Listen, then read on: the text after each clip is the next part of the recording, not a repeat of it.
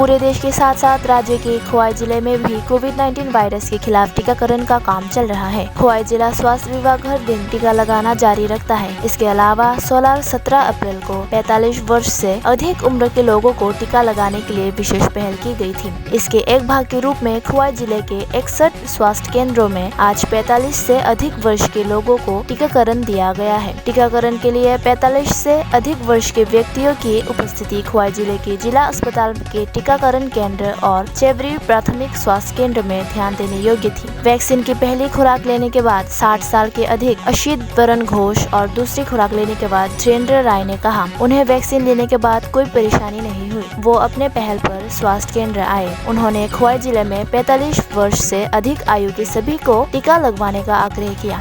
আমার নাম অসিত বরণ ঘোষ, আমার খোয়াই শহরে আমার বাড়ি। ভারত সরকার করোনার ব্যাপারে যে ভ্যাকসিন দেওয়া শুরু করেছে সেটা খুব ভালো জিনিস।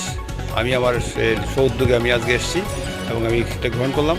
আমার বয়স 60 ঊর্ধ্ব, কাজেই সমাজের প্রত্যেকটা লোকের কাছে আমার দাবি সরকারের যে ঘোষণা 45 ঊর্ধ্ব ব্যক্তিরা যাতে ভ্যাকসিন নেয় এবং সবাই যাতে এগিয়ে আসে এবং এই উদ্যোগ যাতে সফল হয় এবং দেশের যাতে করোনা মুক্ত হয়। আমার নাম ধীরেন্দ্র রায়, আমার বাড়ি পশ্চিম চেবরি।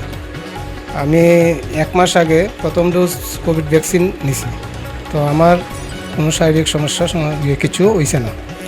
তো 1 মাস পরে আমি দ্বিতীয় ডোজ ভ্যাকসিন কোভিড ভ্যাকসিন নিছি। তো আমার মতো যারা 45 বছর বা এর উপরে আছে সবাই যাতে ভ্যাকসিন নেয়।